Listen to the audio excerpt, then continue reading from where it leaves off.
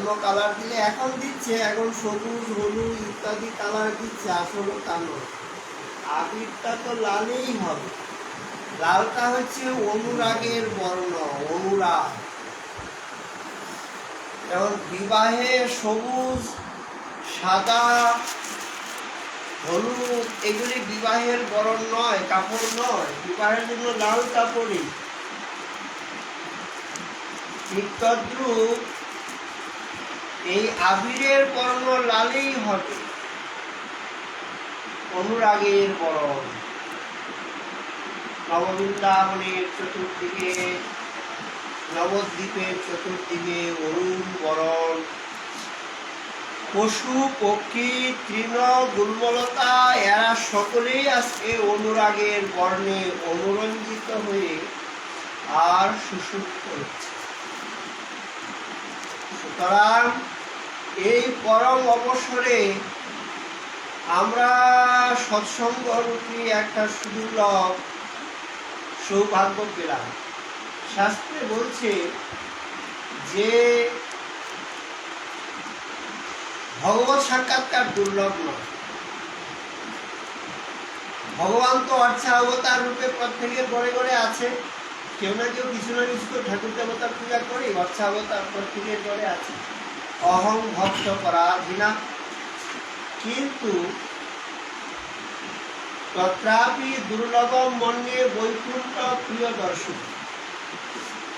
ভগবানের চেয়ে অত্যন্ত দুর্লভ নয়, সুদুর্লভ হচ্ছে শ্রী ভগবানের ভক্তের দর্শন। কারণ ভক্তি বা ভগবানকে প্রাপ্তির জন্য দুর্লভত্বটা হচ্ছে ভগবত ভক্তি। যদি জীবনে এক মুহূর্ত কাল সৎসঙ্গ বা সাধুসঙ্গ প্রাপ্তি হয়, তাহলেই তার জীবনের কথা।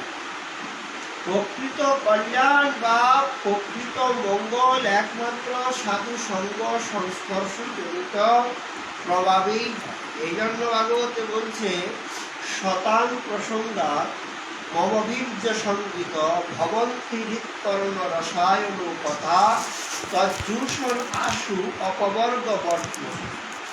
এই যে বলছে শতাং প্রসঙ্গা, মানে সাধুগণের কাছে গিয়ে প্রসঙ্গ থাকবে ভগবানের কথা।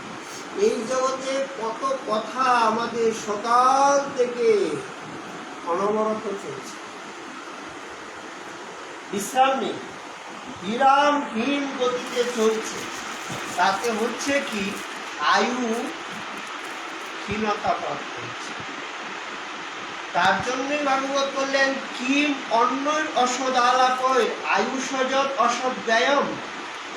যত আমরা কথা বলি বিদ্যালয়টা মানে আয়ু ক্ষয় হয়।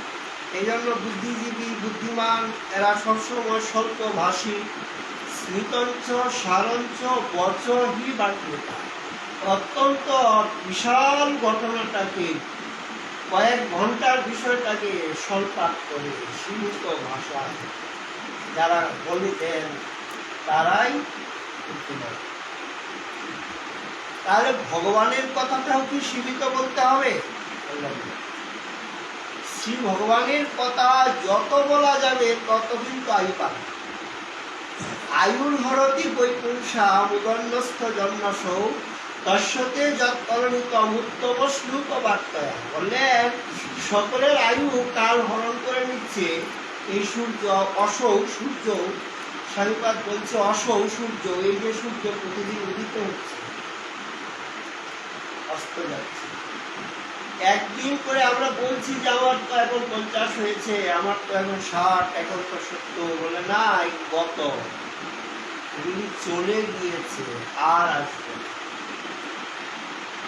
জীবনের থেকে এই দিনগুলো একে একে অতিক্রম অতিক্রম।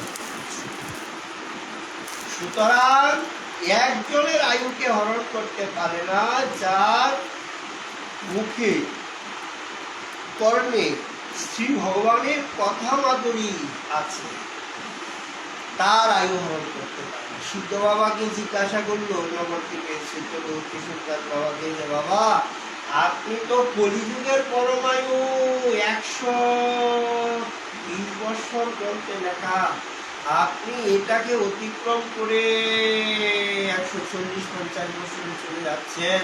কি করে এত আয়ু হলো?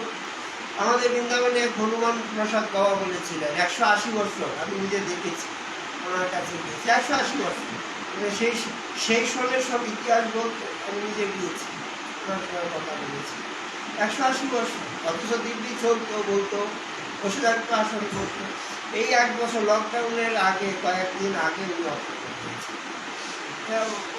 বলার উদ্দেশ্যটা, শীতোয়া বললেন কাল আয়ু হরণ করে, এই যে বলছে উদরনাশ, মানে এই উদিত হচ্ছে অসৌ সূর্য, কি করে আয়ু হরণ করে? সাধুর কথা শুনি না। সাধু যদি বলে যে ভোরবেলা উঠতে হবে, মঙ্গলারতি করতে হবে, তোমার পরমায়ু বৃদ্ধি হবে, তুমি সুস্থ জীবনযাপন করবা, দীর্ঘজীবী হবা, সবল, নিরূপ, স্বচ্ছ, সচ্চরিত্র, সুবুদ্ধি এবং সজ্ঞান বিশিষ্ট হবা। কারণ শিক্ষা বললেন 2 বার কাল আসে, এই যে সন্ধ্যার সময় আর প্রাতঃকাল, 2 বেলায় এসে কাল ভগবান টহল দেয়, মানে পরিক্রমা করে, ঘুরে দেখে কে এখন ঘুমিয়ে আছে। সন্ধ্যার সময় নিদ্রা, সন্ধ্যার সময় 4টা নিষিদ্ধ কার্য আছে, ভোজন, শয়ন, রমণ, অধ্যয়ন। অধ্যয়নটা ত্রিসন্ধ্যায় করা নিষিদ্ধ। আর ব্রাহ্ম মুহূর্ত, সূর্য উদয়ের 1 ঘন্টা 36 মিনিট পূর্বে। সাধুদের কথা তো শুনতে থাকে, পরে গিয়ে ডাক্তারকে টাকা পয়সা দিয়ে, ভিজিট দিয়ে, পরে ডাক্তারের কাছে লাইন দিয়ে হিসাব নিয়ে আসে, বলে হ্যাঁ এখন আপনাকে ভোরবেলা উঠতে হবে, ছুটতে হবে, করতে হবে, এখন আপনাকে ছুটতে হবে, যেতে হবে। তখন গিয়ে, তখন তো দিন হারিয়ে গেছে। বাবা এক কথাই বললেন যে ব্রাহ্ম মুহূর্তে সকলকে উঠা, শয্যা ত্যাগ করা, একান্ত কর্তব্য। যারা দীর্ঘজীবী দেখেন আমাদের শ্রীগুরু মহারাজের দিকে তাকিয়ে, 97 বছর বয়সে উনি রাত্রে 2টায় উঠতেন। এটা কোনো গল্প নয়। কলকাতা মহানগরীতেই আসুক, দিল্লি যাক, হায়দ্রাবাদ যাক, আর বোম্বে যাক, যেখানে যাক, ওনার তো অবিচ্ছন্ন ভজননীয়। আর কত 97 বছর বয়সে কত ফিটনেস, কত মেধাবী, কত স্বচ্ছ। 1 বছরে বৃদ্ধ হয়েছে মহারাজ, 1 বছরের অসুস্থ লীলা 1 বছর হয়েছে। এর আগে লাঠিটাও নেয়নি, 95-96 বছর বয়সে লাঠিটাও নেয়নি, ঘরে বলতে পারে। উনি কাউকে ধরতে পছন্দ করেন, পরিক্রমায় ওনার সাথে হেঁটে পারতেন না। উনি 1 বছর অসুস্থ লীলা দেখিয়েছে, একটু ধরতে, তবুও উনি ধরবেন প্রয়োজন হলে, না না আমার ধরতে হবে। বলার উদ্দেশ্যটা যে যারা দীর্ঘজীবী হয়েছে, যারা সুস্থ জীবন লাভ করেছে, তারা শাস্ত্র, সাধু, এই জন্য বলছে সাধুর কাছে তো যেতেই হবে। তাহলে সাধুর কাছে গিয়ে কি করতে হবে? প্রসঙ্গা। সাধুর কাছে গিয়ে তার কথা জিজ্ঞেস করতে হবে, তার কথা শুনতে হবে, তার সম্বন্ধে জানতে হবে, তাহলেই কল্যাণ। সাধু তো কাউকে অকল্যাণের কথা বলে না। আর সাধু সঙ্গের ফল কি দেখাচ্ছে? যে শতাং প্রসঙ্গাত নবীর্য সঙ্গীত ভবন্তি হৃৎকর্ণ রসায়ন কথা। এমন কথা বিশ্বাস নেই, হৃদয়কে, কর্ণকে আপ্লাবিত করে দেয়, মনকে পরিশুদ্ধ করে দেয়, বুদ্ধির বিকাশ ঘটিয়ে দেয়, চেতনার পরিবর্তন করে দেয়, আসরিক বৃত্তিকে ধ্বংস করে মনুষ্যত্ব প্রদান করে।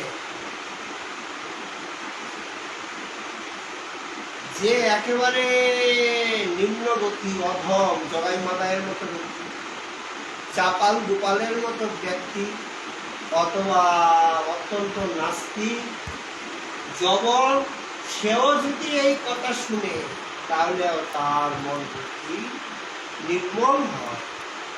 আমি তো জানি না, বুঝি না বলে বস্তু প্রবল।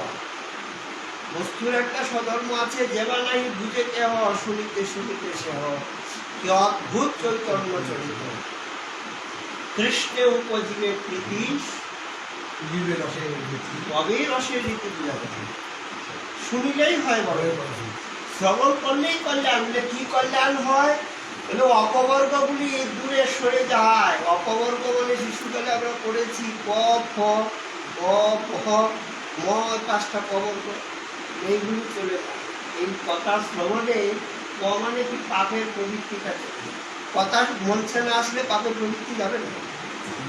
এইখানে না এসে বসলে যে আমি পাপ করছি, যে তুলসীর ছায়ায় পারা যাওয়া যাবে না, এই যে একজন বয়স্ক যে অবমাননা করা যাবে না, একজন আমাদের ধর্মের মতো এত উদার, এত স্বচ্ছ নির্মল, এত সার্বত্রিকতা, এত উদারতার কোথায় খুঁজে পাবেন? যে ব্রাহ্মণ চন্ডাল পুত্রান্ত করিবে, দণ্ডবোধ করিবে, বহুমান্য করি। এতটা সম্মান, জীবে সম্মান দিবে জানি কৃষ্ণ নিষ্ঠা। একটা বালককেও সম্মান দেওয়া হচ্ছে, একটা শিশুকেও কাছে বসিয়ে তাকে মর্যাদা দিয়ে কথা বলা হচ্ছে, হাত জোর করে কথা বলছে। কেন এসেছে? একটা পিঁপড়েকে পর্যন্ত তারা বিনা কারণে হত্যা করছে না, একটা মশা মাছিকে পর্যন্ত আঘাত দিচ্ছে না, কারণ তারা সর্বভূতে ঈশ্বর দর্শন করছে। সর্বত্র হয় তার ইষ্টদেবক জ্ঞান, বস্তু জ্ঞান হয়, মানে স্থাবর যন্ত্র দেখে না দেখে তার রূপ, সর্বত্র হয় তার ইষ্ট জ্ঞান, সর্বত্র ঈশ্বরকে দেখছে। তাহলে এই যে পাপের প্রবৃত্তি, আমি যে এই কাজটা করছি, এই কাজটা করার ফলে যে আমার এই দুর্গতি হতে পারে, আমার যে অনন্তকাল নরক ভোগ, আমার যে দুঃখের পরিসমাপ্তি নেই, প্রাচীন বর্হির মতো কর্মী রাজাকে কে এই সদ্গতিটা দেখালো? নারদ। যা আপনি যে লক্ষ লক্ষ পশু বলি দিচ্ছেন, এদের রক্তে যে পৃথিবীকে অনুরঞ্জিত করছেন, এর ফলটা জানেন? যুব বলে দেখিয়ে দিল যে ওরা রুশ কষাই নেত্রে সিংগুলিকে এইরকম ভাবে ঘাটবে। এটা ভাগবতে দেখা, অন্য জায়গায় তো কথা নয়। এই আসবে, এখনই আসো রাজা, তোমাকে দেখাচ্ছে। সকর্ম সূত্র গ্রথিত নিবৃত্তি, সুকস্য দুকস্য চন্দ্র কৌপি দাতা পরম দধাতি কুবুদ্ধি নেশা।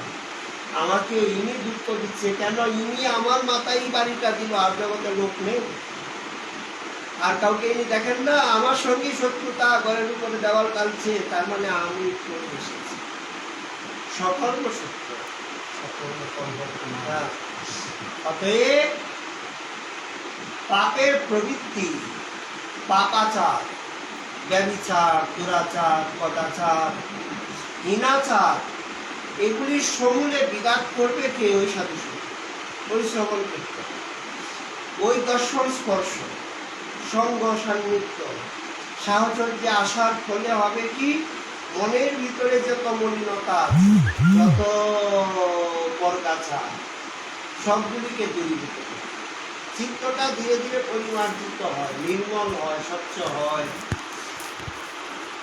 ঈশ্বর অনুভূতির একটা সুপান বিরতি করে, মনের ভিতরে একটা চেতনা আসে যে আমি যা করছি এটা সত্যি। এর উপরেও একটা জগৎ আছে, এর উপরেও একটা আনন্দ আছে, এর উপরেও একটা বস্তু খুঁজে পাওয়ার আছে। যদি সেই ব্রাহ্মণ বৃন্দাবনে না যেত সনাতনের কাছে, তাহলে কি জানতে পারতেন যে এই ধন সম্পত্তির উপরেও আরেকটা পরম ধন আছে? কিবা ধনে হইয়া ধনী মণি কেনা মানে মণি, পরশমণিটা কি স্পর্শ করছে না? তাহলে অবশ্যই পরনে একটু কাপড়, মাথায় কিছুই নেই, কাঠে গাছের তলে, তার কাছে পরশমণি সে স্পর্শই করলো না, আমাকে দূর থেকে বালুর তলে দেখিয়ে দিল। তাহলে এর থেকেও ধনী অবাক বলে সেই দলের একটু চাই, তুমি ওই দল চাইলে এই দলকে স্পর্শ করবে।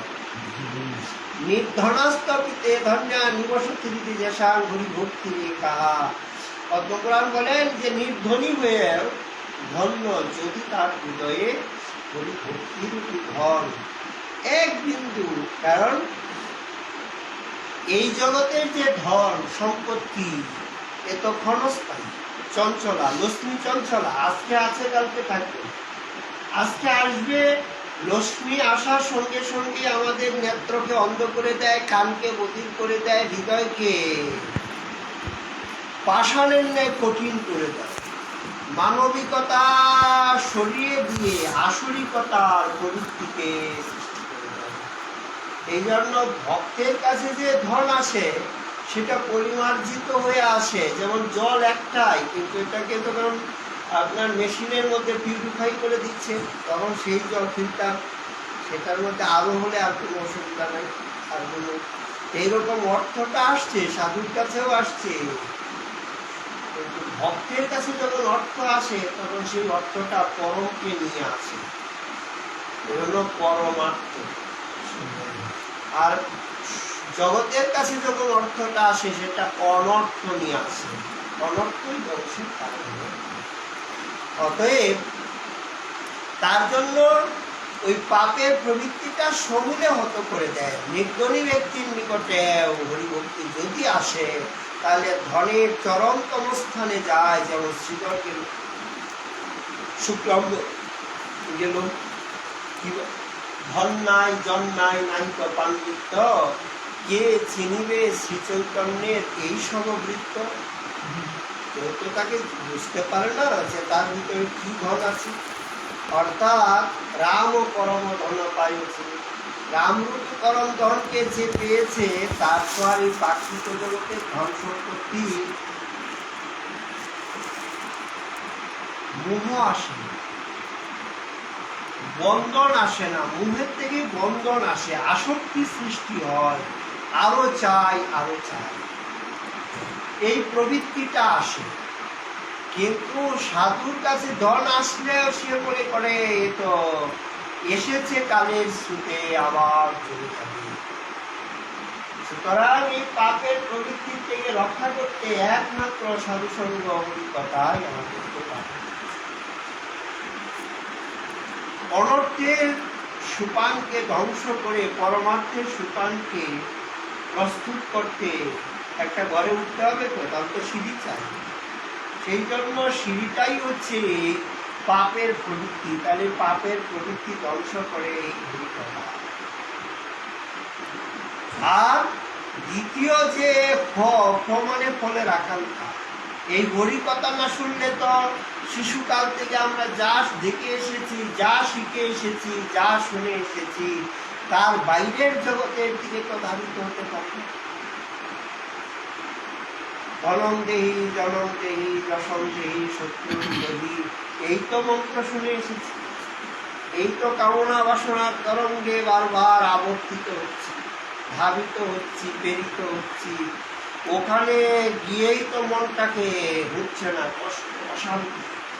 ইনি বড়লোক হয়ে গেলেন, আমার তো জীবনে কিছু নেই, আমি তো কিছুই করতে পারলাম না, আমার জীবনটা এই করতে করতে করতে করতে আবার জন্ম, আবার কর্মের চক্র, আবার বিভ্রান্তি, আবার এত খেটেছে কিন্তু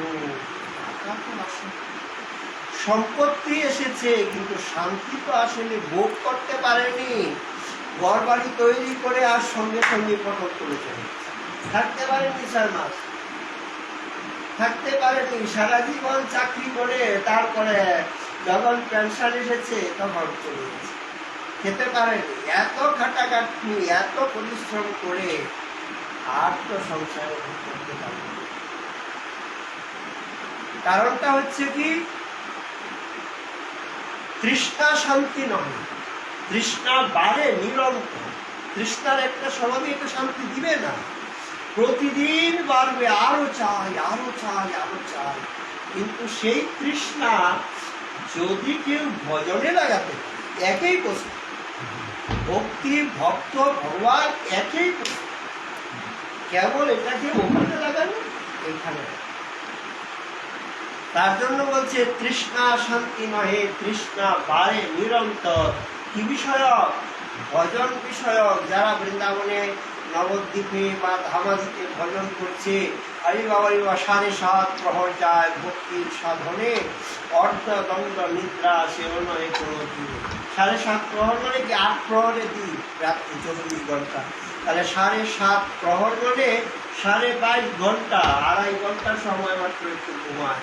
সেটা আবার বিষবকে রাধা কৃষ্ণ দেখে এক তিল ভেট্ট নাই যায়, মানে এক কণা সময় রাখতে পারছে। ওতে কৃষ্ণ আরো ভজন করবো, আরো করবো। অতি ক্ষীণ কলেবর বাতাসে হিল, এখনই পড়ে যাবে, আরে খাওয়া দাওয়া করুন। রাজার ছেলে আর কিছু খাওয়া দাওয়া না, একটু মাথা খেয়ে নেবে, অভাব আছে নাকি?